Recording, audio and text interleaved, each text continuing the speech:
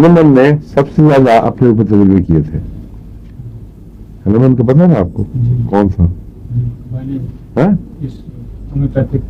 System کا اس کے مطلب غلطی سے میں نے ایسا کہہ دیا تھا 35 میں اس نے ایجاد کی تھی, پہلے کی تھی, لیکن 35 میں اس نے فرانس منتقل ہو کر پہلی دفعہ فرانس میں پریکٹس شروع کی تھی.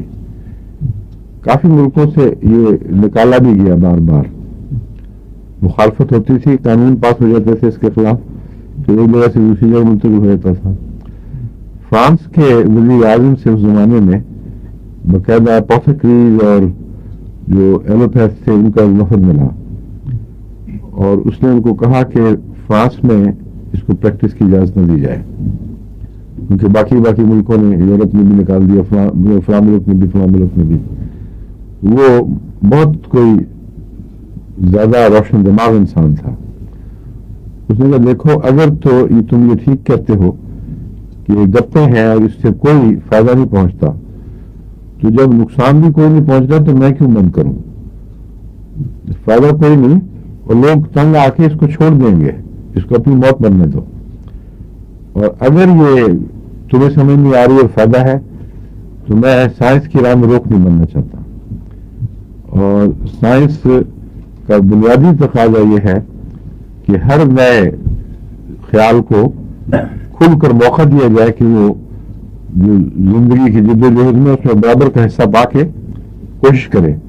اچھا ہو تو چلے گا اور ترقی کرے گا, برا ہو تو مر جائے گا.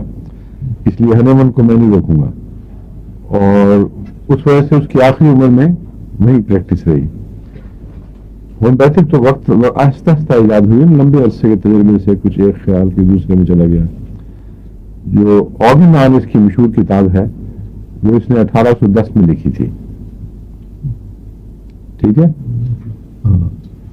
اور اس کے زندگی میں شروع میں ہی اس کے 5 ایڈیشن شائع ہو چکے تھے. اس زمانے میں بہت مشہور ہوا تھا, لیکن 6واں ایڈیشن پورے 100 سال کے بعد شائع ہوا. معلوم ہے اس کے وفات کے بعد لوگوں نے دلچسپی پھر چھوڑی ہے کچھ عرصے کے لیے, لیکن پھیل گئی تھی سب جگہ, امریکہ تک پہنچ گئی تھی. اور پرانے ڈاکٹر امریکہ میں جو ملتے ہیں وہ ہنومن کے زمانے سے ہی پریکٹس کرتے تھے. تو یہ غلط فہمی جو ہے نا وہ دور کر دوں.